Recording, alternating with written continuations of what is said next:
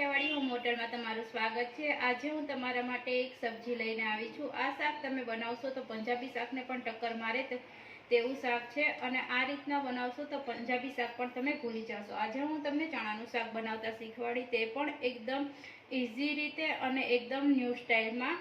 તમે આ રીતનું શાક બનાવશો તો વારંવાર બનાવવાનું મન થશે। તો ચાલો આપણે બનાવવાનું સ્ટાર્ટ કરીએ।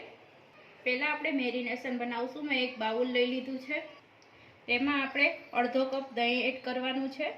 જો દહીં ના હોય તો તમે લીંબુ પણ દહીંથી એકદમ સરસ ટેસ્ટ આવે છે। 1 ટીસ્પૂન કસૂરી મેથી, 1 ટીસ્પૂન આદુ લસણની પેસ્ટ,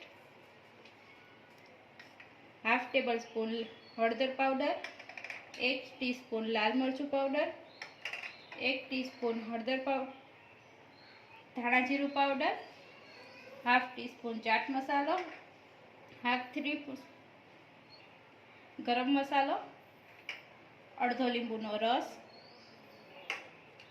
ચણાનો લોટ। હવે આ બધું આપણે સરસ મિક્સ કરી લેશું। તમે જોઈ શકો છો એકદમ સરસ મિક્સ થઈ ગયું છે આ રીતનું। હવે સ્વાદ અનુસાર નમક એડ કરીશું। હવે આપણે આ મિક્સ કરી લેશું। હવે મેં એક ડુંગળી અને સમારીને લીધી છે, તે એડ કરી દઉં। એક કેપ્સિકમ લીધું છે, તે અત્યારે એડ કરી દઉં છું અને સરસ આપણે મિક્સ કરી લેશું। આ રીતના કોટ થઈ જાય। હવે છેલ્લે આપણે ટમાટર મેં એક લીધું છે, અંદરનું બી કાઢી લીધું છે અને તે પણ એડ કરી દેશું। આપણે હળવે હાથેથી ટમેટાને આ રીતના હલાવી લેશું। હવે હું 2 ટીસ્પૂન જેટલું તેલ એડ કરું છું અને છેલ્લે મેં ચણાને બાફી અને લીધા છે। મેં બાફવામાં કશું નિમક કે કશું નાખ્યું નથી, એટલે એ પ્રમાણે હું નાખીશ અત્યારે। અને આ બધું આપણે સરસ મિક્સ કરી લેશું। એકદમ સરસ મિક્સ થઈ ગયું છે, તમે જોઈ શકો છો। હવે આને આપણે અડધી કલાક લગી રહેવા દેશું ઢાંકી, અને હું અડધી કલાક મૂકી દઉં છું। ત્યાં લગીને હવે આપણે પ્યુરી બનાવવાની સ્ટાર્ટ કરશું। હવે આપણે ગ્રેવી માટેની પ્યુરી બનાવીશું। તો એમાં હું 2 એલચી નાખી દઉં છું, 1 તજનું લાકડું, હાફ ટેબલ સ્પૂન જીરું, લીમડા, 2 નંગ મેં ડુંગળી લીધી છે, 5 થી 6 લસણની કરી, 1 આદુનો ટુકડો અને 1 મરચું। હવે આ બધું આપણે હલાવી લેશું। સહેજ ડુંગળીને સાતળી લેશું, પછી આપણે ટમેટાં નાખશું। અત્યારે તમે ગ્રેવી માટે જેટલા ડુંગળી લો એટલી જ તમારે ટમેટાં લેવાના છે। તો 2 નંગ મેં ડુંગળી લીધી છે, તો સામે મેં 2 નંગ ટમેટાં લઈશ। હવે આને આપણે તે હલાવી લેશું। 2 મિનિટ જેવું થઈ ગયું છે। હવે હું ટમેટા એમાં એડ કરી દઉં છું અને આ રીતના આપણે એને મિક્સ કરી, હવે હું નમક એડ કરું છું। અત્યારે આપણે નમક થોડુંક જ એડ કરીશું અને હવે આને 2 થી 3 મિનિટ ચડવા દેશું। તમે જોઈ શકો છો આપણા ટમેટા એકદમ સોફ્ટ થઈ ગયા છે। હવે હું ગેસની ફ્લેમ બંધ કરી દઉં છું અને આને ઠરી જશે એટલે હું આની પ્યુરી બનાવી લઈશ। અને આમાં આપણે જે મસાલા નાખ્યા હતા, તજો, એલચી, એ બધું મસાલો હું બહાર કાઢી લઉં છું અને પછી આની પ્યુરી બનાવી લઈશ। તમે જોઈ શકો છો અડધી કલાક થઈ ગયું છે અને એકદમ મિનિમેટ એકદમ બધા ઉપર કવર થઈ ગયું છે। હવે મેં એક લોઢાની તવી લઈ લીધી છે, આપણા બધાના ઘરમાં હોય જ છે, તો આપણે તેની ઉપર બનાવીશું। જો તમારી પાસે આ તવી ના હોય, તમારે નોનસ્ટિક તવી ઉપર કરવું હોય તો પણ ચાલે, અને રેગ્યુલર તવી જે તમે રોટલી બનાવતા હોય તેની ઉપર પણ ચાલે, પણ લોઢાની તવીમાં એકદમ સરસ ટેસ્ટ આવશે। હવે એની ઉપર આપણે જ્યાં બનાવ્યા હતા ચણા, એ આ રીતના એડ કરી દઈશું અને આને આપણે શેકી લેશું।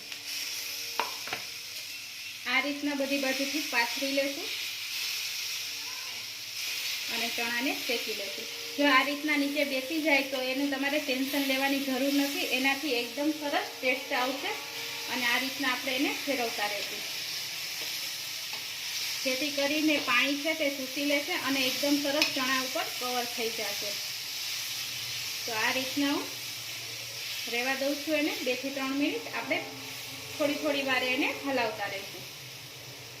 જો તમે જોઈ શકો છો આપણા ચણા એકદમ સરસ શેકાઈ ગયા છે અને પાણી પણ એકદમ ચૂસી ગયું છે। હવે હું આને નીચે ઉતારી લઉં છું। આ જ રીતના હું બધી ચણાને શેકી લઉં છું। પ્યુરી મેં બનાવી લીધી છે અને તેલ પણ ગરમ કરવા આપણે મૂકી દીધું છે। હવે આપણે શાકનો વઘાર નાખીશું।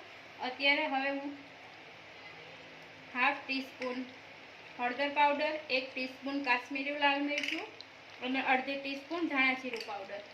આ મસાલા આપણે બળી ન જાય એનું ખાસ ધ્યાન રાખજો। આ રીતના હલાવી અને હવે અત્યારે આ સમયે આપણે પ્યુરી એડ કરી દઈશું। મેં પ્યુરી એડ કરી દીધી છે। અત્યારે આપણે હવે કસૂરી લાલ મેથી એડ કરી દઈશું અને જે આપણે મેરિનેટ બનાવ્યું હતું એમાં જે પાણી વધ્યું હતું તે અને એ પાણી એડ કરી દઈશું અત્યારે અને આપણે આને ચડવા દઈશું। આને આપણે હજી 2 થી 3 મિનિટ ઢાંકી અને હું ચડવા દઉં છું। હવે આપણી 2 મિનિટ થઈ ગઈ છે અને પાણી પણ બળી ગયું છે બધું। હવે હું અત્યારે ગરમ મસાલો એડ કરી દઉં છું અને આપણે જે ચણાને કર્યા હતા તે ચણા નાખી અને આ બધું આપણે મિક્સ કરી દઈશું અને હવે આને આપણે ઢાંકણ ઢાંકી અને આપણે આને ચડવા દઈશું। જ્યાં લગીન પાણી ઓલું તેલ ઉપર દેખાવા નહીં મળે ત્યાં લગીને આપણે આને ચડવા દઈશું। હવે આપણું શાક ઓલમોસ્ટ થઈ જ ગયું છે। હવે અત્યારે હું ફ્રેશ ઘરની મલાઈ નાખું છું। તમે ફ્રેશ ક્રીમ પણ નાખી શકો છો। નાખું છું બટરની જગ્યાએ તમારે માખણ હોય તો તે તમે એડ કરી શકો છો। હવે આ બધું મિક્સ કરી લઉં છું અને ચડવા દઉં છું। હવે આપણું શાક એકદમ સરસ થઈ ગયું છે અને તેલ પણ છૂટું પડી ગયું છે, તમે જોઈ શકો છો। અને અત્યારે આપણે થોડી કોથમીર એડ કરી દઈશું અને આપણું શાક બની અને એકદમ તૈયાર છે। હવે હું આને હલાવી લઈશ અને સર્વિંગ પ્લેટમાં કાઢી લઈશ। આપણું એકદમ સરસ ચણાનું શાક બની અને તૈયાર છે। હવે આપણે સર્વિંગ પ્લેટમાં સર્વ કરીશું। તમે જોઈ શકો છો એકદમ ટેસ્ટી અને યમી છે। તમે આ શાક એકવાર ઘરે જરૂર બનાવજો તો વારંવાર બનાવવાની ફરમાઈશ આવશે। તો એકદમ ટેસ્ટી અને યમી આપણું પંજાબી શાકને પણ ભૂલાવી દે તેવું શાક છે।